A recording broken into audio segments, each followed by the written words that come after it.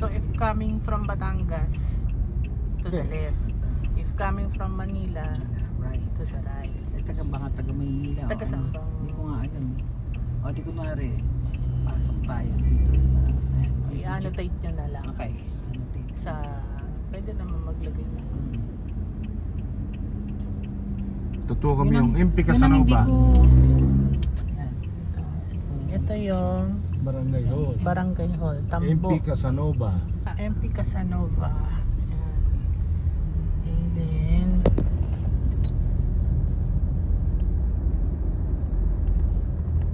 so Para madadaanan yung Para pwede din sa iba. Bloomfield Homes subdivision. And then, ito yung MP Casanova. Micabiel. Ayan, Micabiel. Holy Trinity Village. First Holy Trinity. Sunod ay Ramen Co. Ramen Co.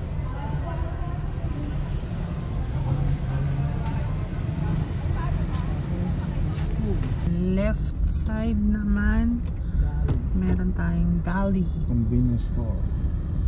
Sa, nasa na yung mga unclear? To the right naman ay unclear Montessori. Ayan, unclear Montessori.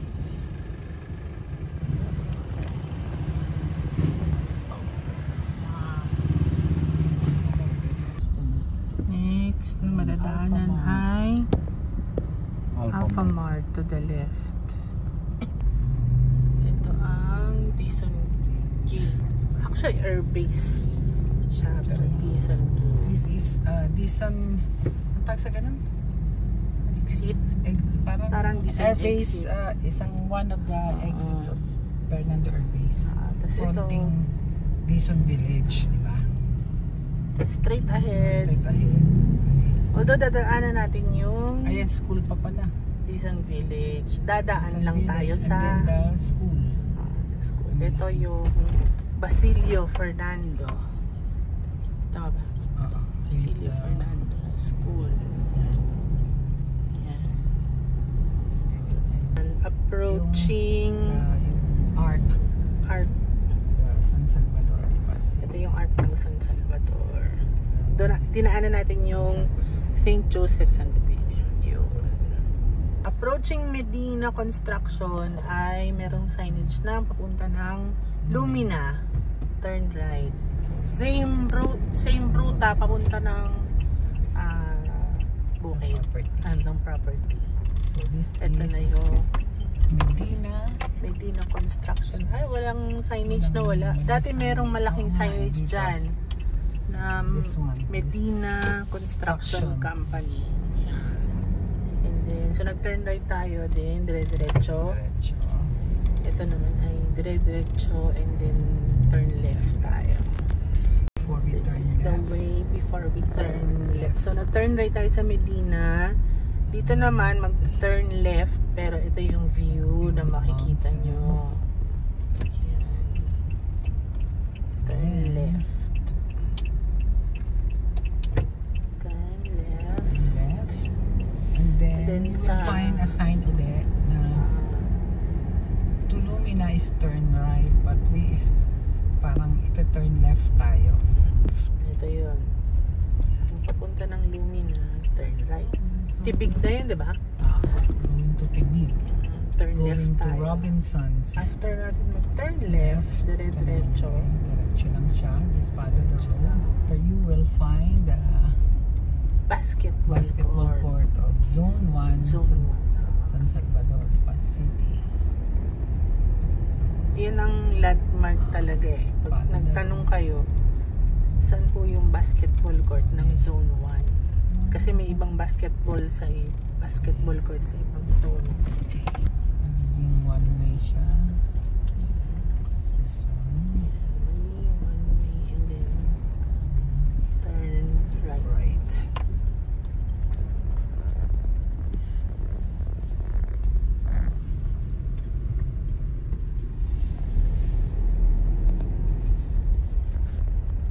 This is the neighborhood. So there is a Mini water government. ano doon.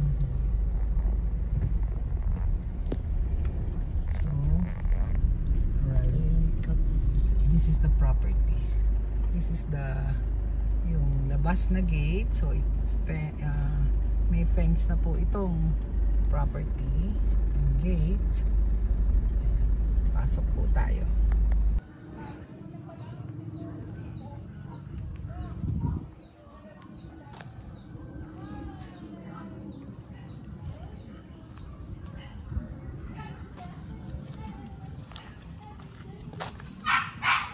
Ito yung mga tanim dito sa bukid.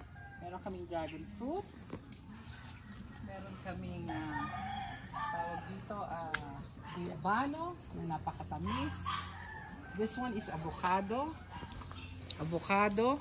We have orange pa rin siya, and meron marami pa ding mga dragon fruit. And we have this. Tingnan nyo kasi marami na siyang bunga. Mga siguro ang variety nito is lado, oranges magkabila. So here we have lanzones here, may bunga kahit papano. Lanzones, and then we have the chico. Mga bunga na rin siya, marami yan. So, nakikita nyo, marami siyang bunga. And then, we have this sweet papaya.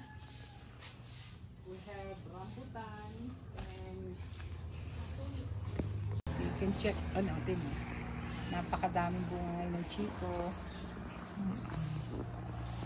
So, here, ito naman tayo. This one is yung parang kainito na yellow. Ito ba yun, Neng? Yellow? Yun yung tita yung Oh, this one. This yan, one. avocado to. Avocado. This one yung kainito na yellow.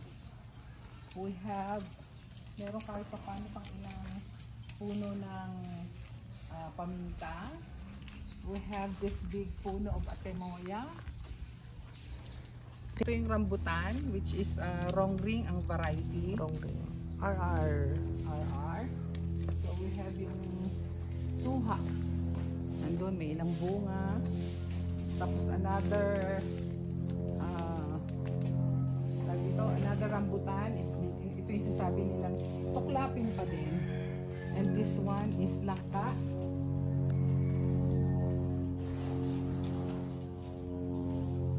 Tapos meron kaming marang. Marang.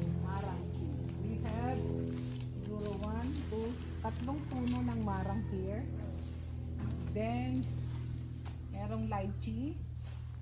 Parang hindi siya namulunga. Tapos this one I think is pomegranate. Yung granada. Meron tayong discuss is this one. This one is nakapagbuhay kami ng laurel leaf. May mga laurel leaf. Kung mahilig kayo sa laurel leaf, yan. Tapos meron tayong 10 puno ng kalamyas. This one is atemoya. Para siyang combination ng atis and anonas.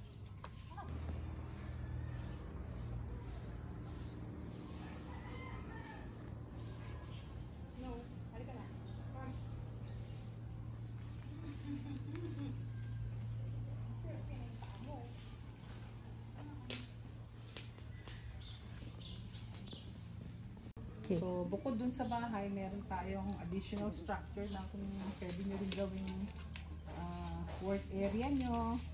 So, yan, meron na yan. Kaya na lang, nakasimento na siya. Tapos may kunting lababo. Dahil may mga aso kami at pusa. So, yan. Tapos nandito pa rin ang mga ilang tanim. May guayabano. Meron kaming durian trees. And, batuan. This one is batuan. Pangasim daw ng mga sa Panay Island. Mga Ilonggos. This one is may kalamansi.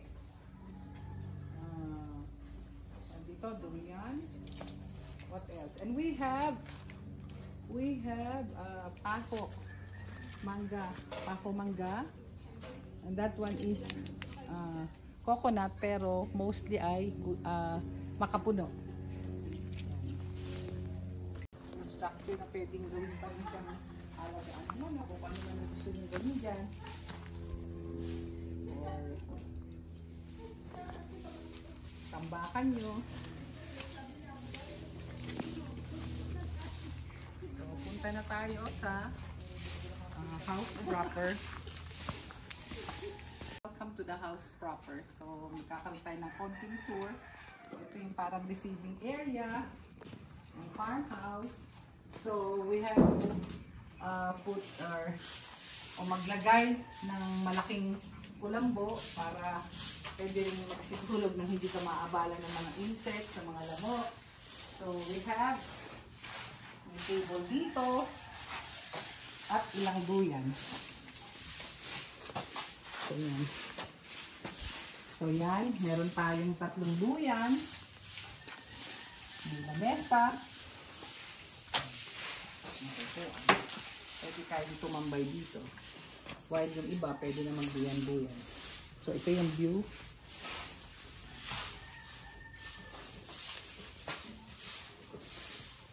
Okay. Yan, from entrance. To the left naman ang bedroom.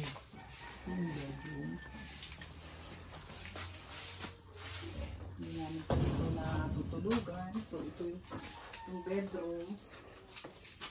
May isa siyang CR.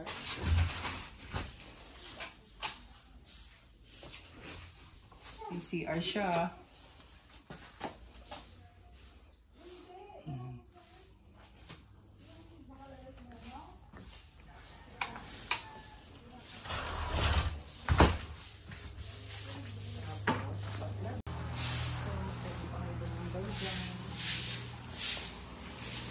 Kitchen. This is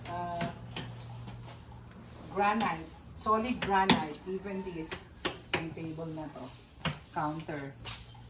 So meron dyan, tapos may malaki kaming lababo para ang mga hugasan nyo ay malaki. Yan. Tapos yan, may oven. Ito yung isa pang banyo, isa pang CR.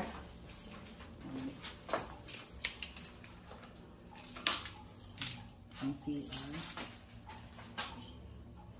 Tapos, hindi na nga lang namin nagamit. Meron kami dito Pugon? pugon na you can use your mga pinanguhan yung kahoy-kahoy sa labas. Hindi na nga lang kasi namin nagagamit. Pero pwede kong gamitin 3 pipa. Pwede kayong mag-barbecue, pwede kayong magluto na using kahoy o ano ng nyog. Ginawang kitchen. Yung mga cabinet. Yan. Ito na po yung labas. Yan. Ito yung view sa labas.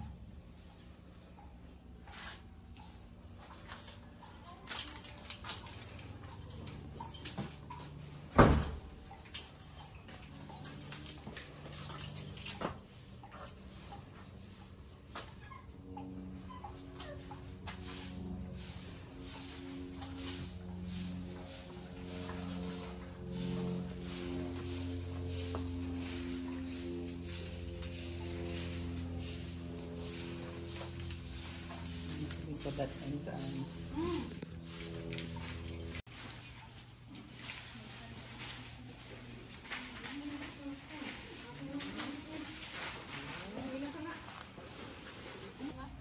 na. Anong gagawin ko pa? Ilalagyan din ng parang binindin. Yung mga dahon. Pwede sa sardinas, pwede sa Ang dami ng, ang dami ng dito mo sa kulan. Yung Chico. Super dami.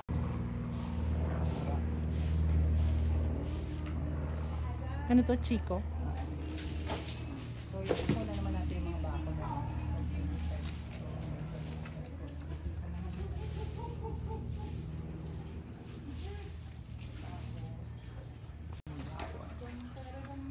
Ito from the... Parang payari na din yung baya pa sa likodan. Oo. Yung Chinese na mayari? Ah, Chinese?